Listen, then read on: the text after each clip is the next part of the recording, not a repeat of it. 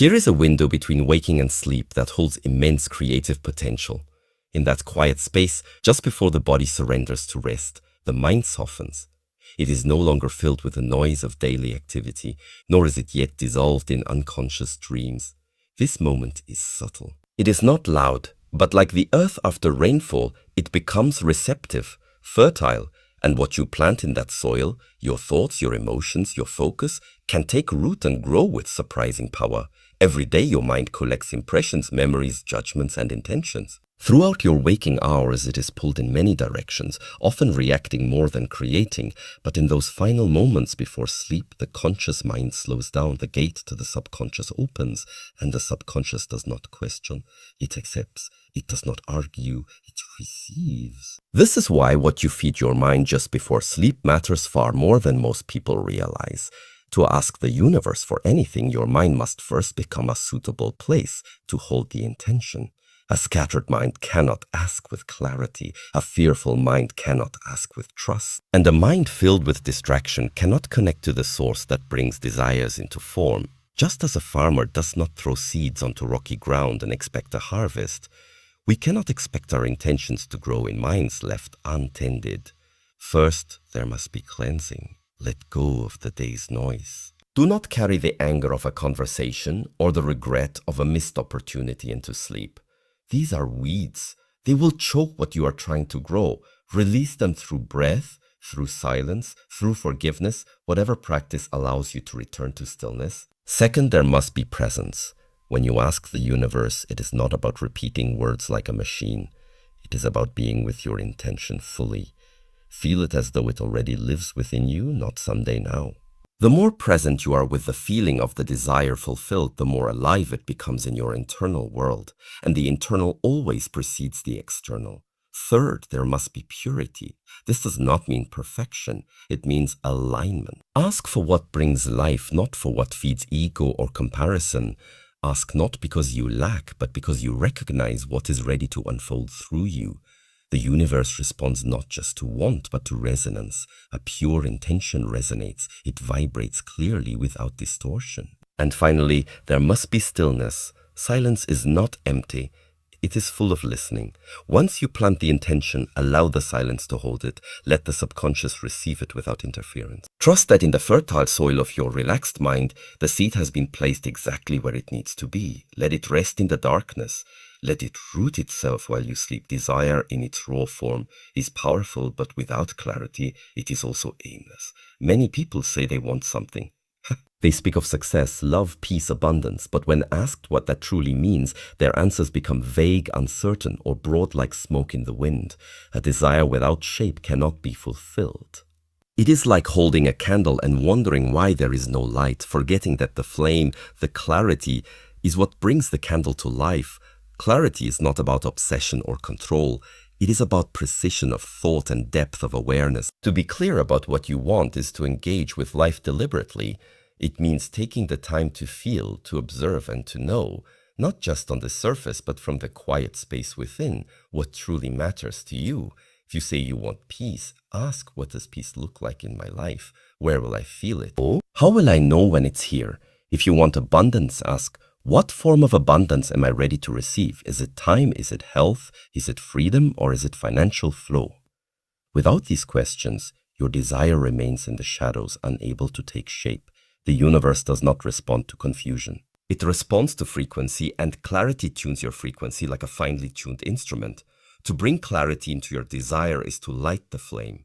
It begins to shine in your mind. It illuminates the path. It gives your energy a direction. Without it, energy disperses. Without it, manifestation becomes slow, erratic, or hollow.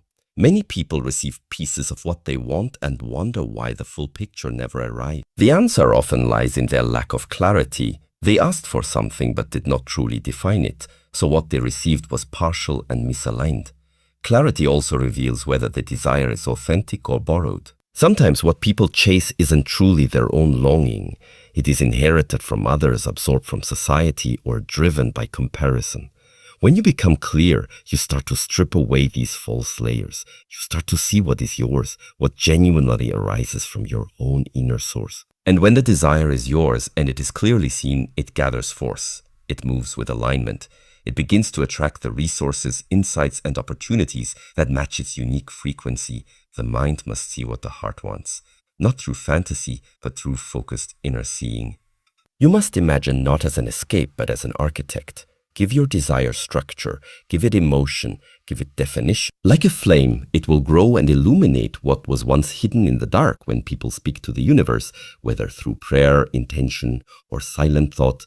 They often focus on the words. They repeat affirmations, recite mantras, or mentally visualize their desires. But the universe is not moved by words alone. It does not respond to language in the way human beings do. Instead, it listens to what is behind the words, it responds to frequency, and that frequency is most clearly carried by emotion. Words are like the surface of water. They can be calm or stormy, but they do not show the depth beneath. Emotion is that depth. When you speak from your mind but feel nothing in your body, your message is incomplete. It is like sending a letter with no ink. The emotion is the ink. It is what gives your intention life, color, and force. Every emotion has a frequency. Joy vibrates higher than fear. Gratitude resonates more deeply than resentment. When you ask the universe for something while holding the emotion of lack, anxiety, or desperation, the signal you send out is not your desire, it is your fear of not having it. And so the universe, in its impartiality, reflects back the frequency you emit, not your words, your state. To communicate with the universe clearly, one must become emotionally aware, not perfect. Aware. Feel the emotions behind your desires. Do you want love because you are afraid of being alone or because you are ready to give and receive with openness? Do you seek wealth because you fear poverty or because you long to express your purpose more fully? The emotion clarifies the desire. It shows whether you are creating from expansion or reacting from contraction. When you align your emotion with your words, your request becomes coherent. There is no contradiction between what you say and what you feel. This coherence is what gives power to your manifestation. It is like striking a bell and allowing it to ring clearly without dullness or distortion. In this state, the universe hears you not because you shouted louder, but because your frequency is pure. Practices like visualization are only effective when infused with genuine emotion. Seeing the image is not enough. You must feel it. When you visualize abundance, let your body feel the lightness, the peace, the freedom that comes with it. When you imagine healing, allow your cells to feel safe, vibrant, and whole. This emotional embodiment bridges the inner world with the outer one. Children do this naturally. When they imagine, they believe. When they pretend, they feel joy as if it were real. This is not ignorance, it is alignment. The emotion makes it real, and reality begins in the unseen. To ask the universe is to speak a language beyond sound. It is to become fluent in vibration. When your inner state becomes the living expression of your desire, when your emotion matches the outcome you seek, you are no longer just asking, you are becoming the answer in motion. In a world that constantly demands motion, noise, and achievement, stillness is often misunderstood. It is mistaken for laziness, inaction, or weakness. But true stillness is not the absence of movement. It is the presence of deep awareness. It is the point where the surface quiets and the truth beneath can be felt without distortion. Stillness is not emptiness. It is the space in which alignment becomes possible. When the mind is busy, rushing with thoughts, judgments, fears, or desires, it is scattered. And in that scattered state, we become disconnected from our inner compass. We act, but without intention. We speak, but without listening. We ask, but without clarity. Alignment requires presence, and presence is born in stillness. To align with the universe, you must first align with yourself. You cannot expect harmony outside if there is chaos within. This is why stillness is not optional. It is foundational. It is not something you do once a week in meditation and then forget. It is a way of being, a way of returning. In the quiet, your breath becomes noticeable again. Your heartbeat becomes familiar. Your mind, no longer pulled in every direction, begins to soften. And in this softening, you begin to hear what was always there. Stillness allows truth to rise, the real desire, the real fear, the real wisdom. Without stillness, we mistake restlessness for drive, distraction for purpose, and noise for progress. But stillness reveals. It shows you what matters and what is simply leftover noise from the world around you. In this way, stillness is not passive, it is purifying. This is why the most powerful asking, whether it is a prayer, an intention, or a desire, is best done from a still mind and an open heart. In this state, you are not demanding, you are not begging, and you are not doubting. You are simply attuned. You are in a state where your being and your asking are one. There is no gap between who you are and what you want. That is alignment. Many think alignment is something to achieve through force, but true alignment comes through release. By letting go of tension, resistance, and control, you fall into a natural harmony. Just as water flows most effortlessly when it is not blocked, your energy flows best when stillness clears the path. Stillness also deepens your trust. It teaches you to wait without anxiety and to act without impulsiveness. It gives you the strength to hold your vision without needing constant reassurance. In stillness, you realize that the universe is already moving, already responding, already shaping what matches your inner state. Gratitude is not just a polite habit or a moral virtue. It's a powerful, energetic state. When you feel genuine gratitude, your entire frequency shifts. Your body relaxes, your heart opens, and your mind softens. In this state, resistance dissolves. You are no longer pushing against life, but flowing with it. And in that flow, something remarkable happens. The doors that once seemed closed begin to open. People often ask for more while ignoring what they already have. They look toward the future with longing, but fail to acknowledge the present with appreciation. The problem is not their desire. The problem is the vibration from which that desire arises. When you ask from lack, you signal that something's missing. When you ask from gratitude, you signal that something is already growing. Gratitude tells the universe, I see what you've given me, and I am ready for more. It creates a sense of abundance before the external proof arrives. This is not about pretending or forcing positive thinking. It is about training your perception to notice the gifts that are already here, gifts that may be small, quiet, or easily overlooked, but that form the foundation for everything else you wish to receive. When you express gratitude, your energy becomes magnetic. You begin to attract people, situations, and outcomes that match the frequency of contentment and trust. Gratitude is the state in which receiving becomes natural, not forced. You no longer grasp, chase, or worry. You simply open yourself to what wants to come. Practicing gratitude before sleep is especially powerful. In those final moments of wakefulness, when the mind is no longer cluttered with tasks or distractions, the heart has space to speak. Reflecting on what you are grateful for shifts your entire emotional landscape.